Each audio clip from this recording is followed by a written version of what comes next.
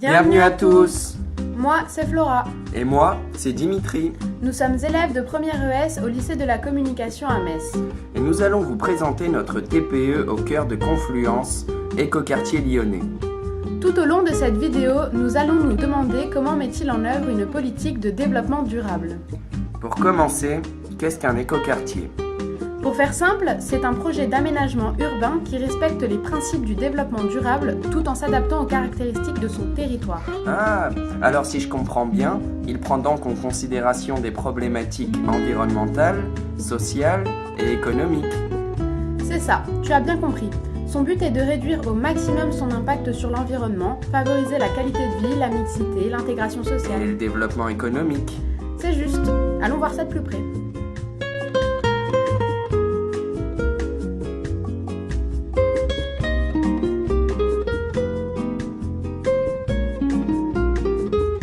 À l'époque, Confluence a longtemps accueilli des activités industrielles et logistiques jugées indignes d'un centre-ville, telles que des abattoirs, des prisons, un port industriel et des usines. Autrefois basé sur une logique fonctionnaliste, les 150 hectares de friches industrielles que constituait ce quartier laissé à l'abandon depuis 1957 ont libéré un trésor urbain qualifié de laboratoire urbanistique vert de Lyon. Réapproprié depuis 2003 après la décontamination des sols, ce projet a pour but de faire une place à l'humain et l'environnement au centre de l'agglomération.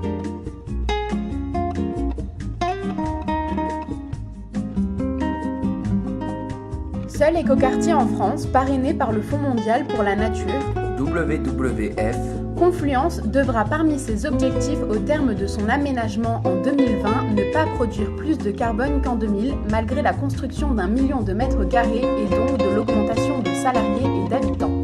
Pour cela, la conception et l'architecture des bâtiments est pensée de telle sorte à ce qu'ils consomment un minimum de ressources énergétiques, voire qu'ils en produisent tout en s'adaptant à leur environnement. Hikari, Lumière en japonais, inauguré le 17 septembre 2015, est un de ces îlots à énergie positive, modèle en termes d'efficacité énergétique et d'intégration des énergies renouvelables. des panneaux photovoltaïques, un système de géothermie.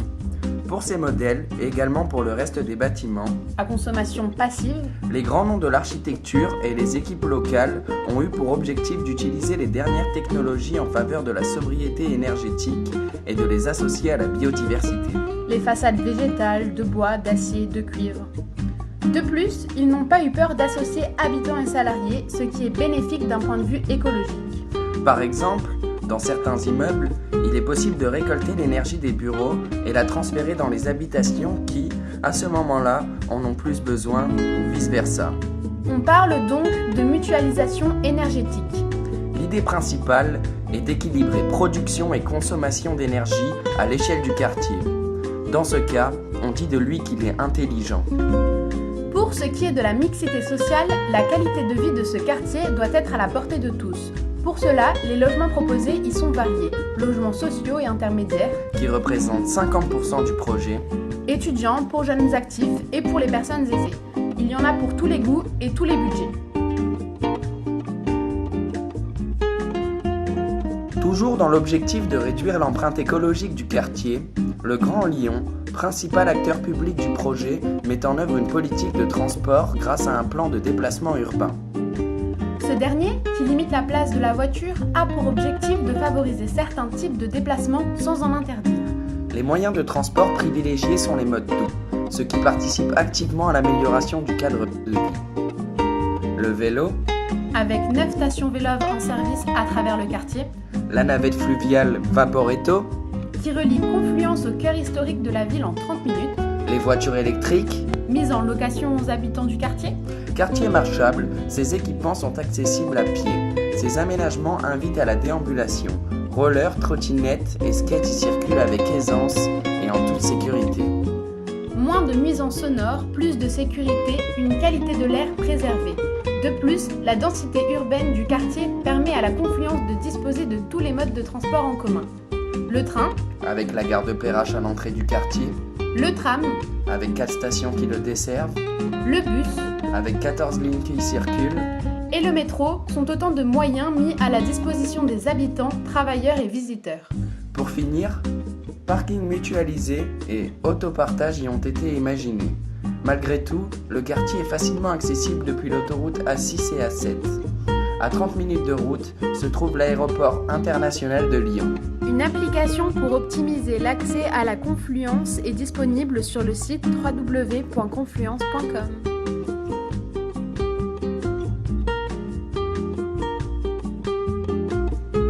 Ce quartier a la capacité de préserver et encourager le développement de la biodiversité animale et végétale, 35 hectares d'espaces verts, notamment avec ses places et jardins aquatiques, 13 hectares de bassins. qui assurent une continuité écologique. Il compose avec le Rhône et la Somme la trame bleue de la confluence.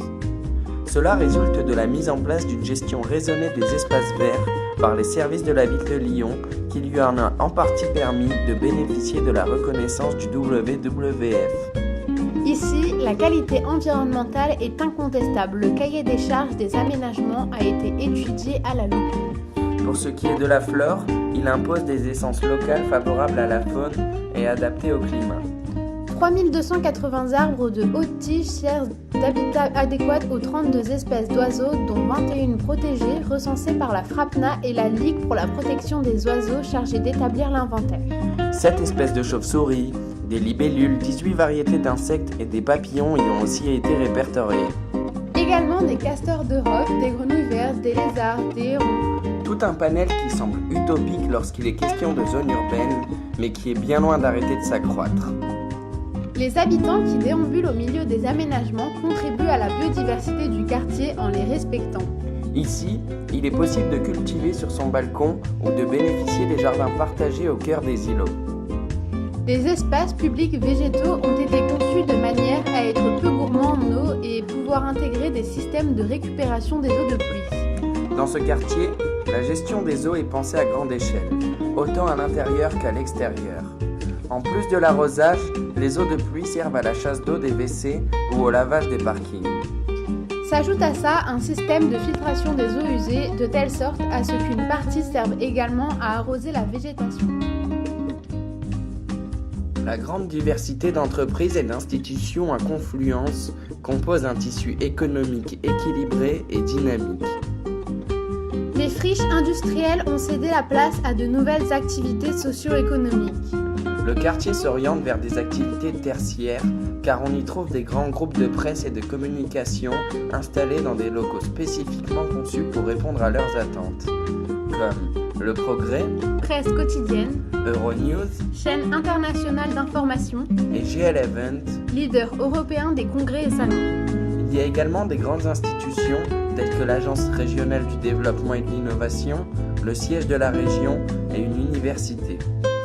Il y a également le cluster éco-énergie qui a pour but de favoriser la compétitivité des 170 entreprises qui le composent dans le domaine des énergies renouvelables. Il permet au quartier de rayonner. Ce projet a permis la création de nombreux emplois, notamment grâce à son pôle de commerce et de loisirs situé au cœur du quartier. À l'origine du projet, on comptait 7000 habitants pour 7000 emplois. Actuellement, on compte 10 500 habitants pour 13 000 emplois. Parmi lesquels 800 postes ont été attribués à des jeunes en parcours d'insertion. Et à terme, on prévoit 20 000 habitants pour 22 000 emplois. Les activités commerciales représentent une grande surface du programme. Leur bon fonctionnement est en partie dû à l'accessibilité du quartier. Revenons-en au paysage. Comme vous avez pu le constater tout au long de cette vidéo, la lumière est un des fils directeurs de la conception du projet. En plus de limiter la consommation énergétique du quartier, elle crée des espaces de vie et de travail agréables et ouverts sur l'extérieur. C'est elle et la présence d'espaces aquatiques qui lui donnent son identité de quartier durable.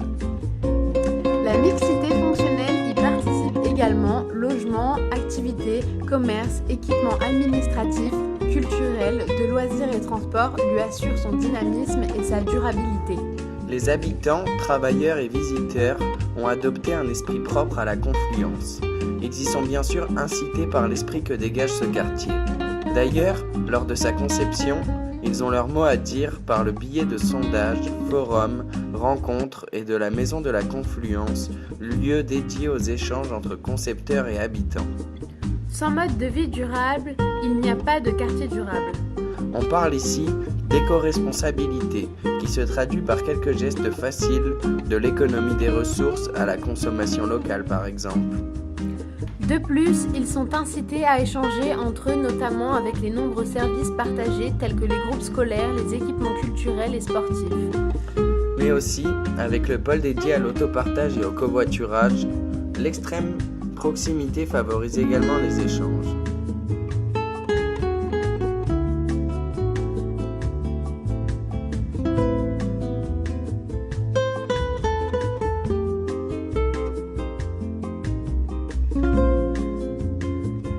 Faisons le point. À l'heure où la moyenne de la température planétaire augmente, avec l'encouragement de l'Union européenne, les collectivités territoriales prennent des initiatives en faveur de l'environnement. Dans notre cas, le Grand Lyon a mis au point un écoquartier labellisé sans faille comme nulle part en Europe, peut-être modèle des villes de demain. Lors de sa conception, rien n'est passé au dépourvu, tout a été étudié.